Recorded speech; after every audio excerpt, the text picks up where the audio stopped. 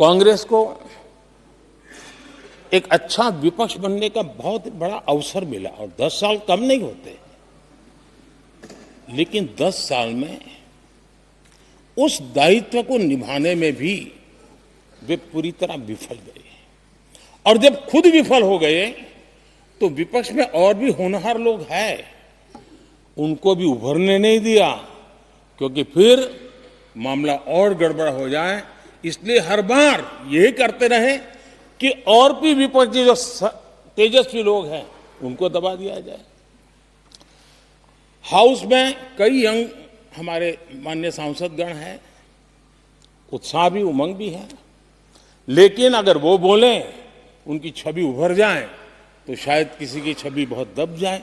उस चिंता में इस यंग जनरेशन को मौका न मिले, हाउस को ही चलने नहीं दिए गए। यानी एक प्रकार से इतना बड़ा नुकसान कर दिया है, खुद का भी, विपक्ष का भी, संसद का भी और देश का भी।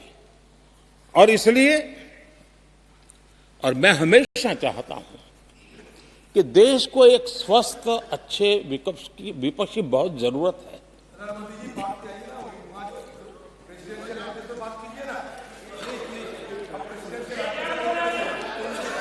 देश ने जितना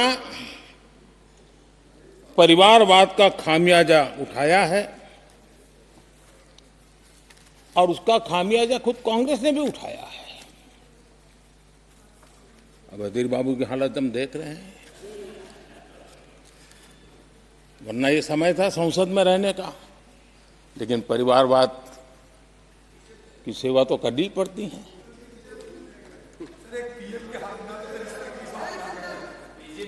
आदरणीय अध्यक्ष जी, अब हालत देखिए, हमारे खरगे जी इस सदन से उस सदन शिफ्ट हो गए और गुलाम नबी जी तो पार्टी से ही शिफ्ट कर गए। ये सब परिवारवाद के भेंट चढ़ गए। एक ही प्रोडक्ट बार बार लॉन्च करने के चक्कर में कांग्रेस की दुकान ताला लगने की नौबत आ गई है। और ये दुकान हम नहीं कह रहे, आप लोग कह रहे हैं। आप लोग कहते हैं दुकान खोलिए, सब जगह पे बोलते हैं, दुकान को ताला लगने की बात आई।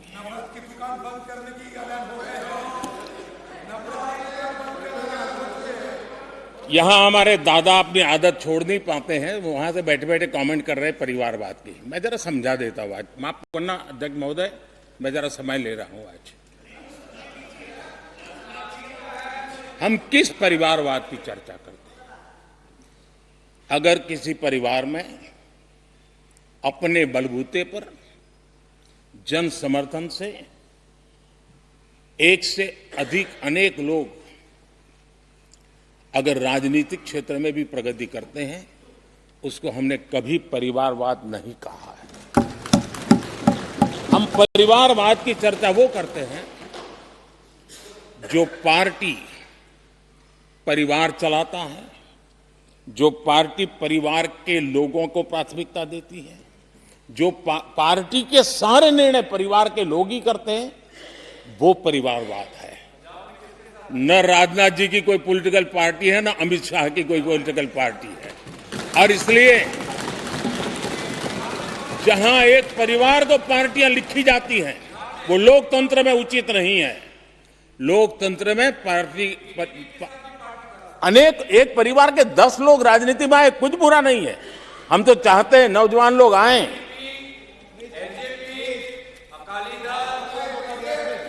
हम भी चाहते हैं ये इसकी चर्चा करिए। हमारे साथ, आपके साथ मेरा विषय नहीं है। देश के लोकतंत्र के लिए परिवारवादी राजनीति, पारिवारिक पार्टियों की राजनीति, ये हम सबकी चिंता का विषय होना चाहिए। और इसलिए मैं किसी परिवार के 2 लोग अगर प्रगति करते हैं, उसको तो मैं स्वागत करूंगा। 10 लोग प्रगति करें, मैं स्वागत करूंगा। देश में जितनी नई पीढ़ी अच्छे लोग आए स्वागत योग्य है। सवाल यह है कि परिवार ही पार्टियां चलाती है। पक्का है कि ये अध्यक्ष नहीं होगा तो उसका बेटा होगा, ये नहीं होगा तो उसका बेटा होगा। ये लोकतंत्र का खतरा है। और इसलिए अच्छा हुआ दादा, थैंक यू। ये विषय कभी बोलता नहीं था, आज बोल दिया मैंने। आदरणीय अध्यक्ष जी, एक ही प्रोडक्ट को बार बार लॉन्च करने का भरपूर प्रयास हो रहा है।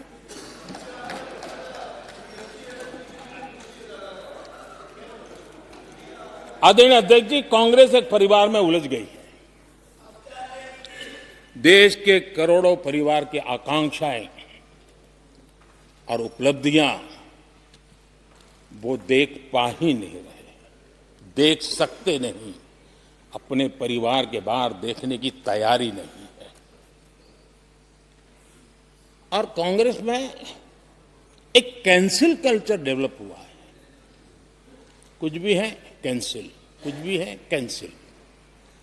ये एक ऐसे कैंसिल कल्चर में कांग्रेस फंस गई है।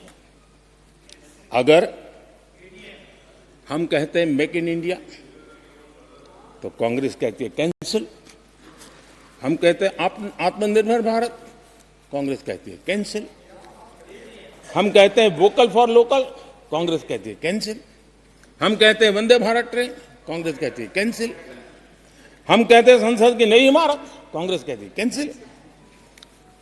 यानी मैं हैरान हूं, ये कोई मोदी की उपलब्धियां नहीं है, देश की उपलब्धियां हैं।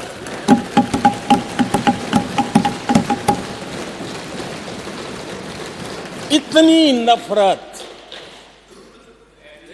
कब तक पाले रखोगे? और उसके कारण देश की सफलताएं, देश के अचीवमेंट, उसको भी कैंसिल करके आप बैठ गए।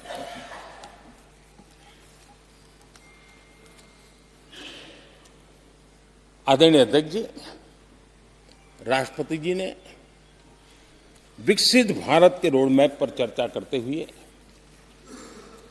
आर्थिक पहलुओं पर विस्तार से चर्चा की। अर्थव्यवस्था के मूलभूत जो आधार है उसके की बारीकी से चर्चा की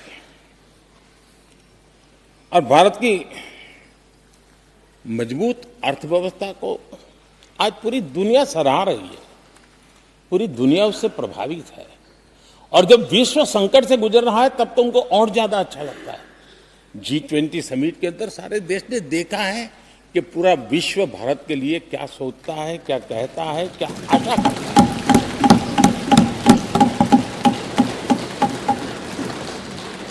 और इन सारे 10 साल के कार्यकाल के अनुभव के आधार पर आज की मजबूत अर्थव्यवस्था को देखते हुए जिस तेज गति से भारत विकास कर रहा है,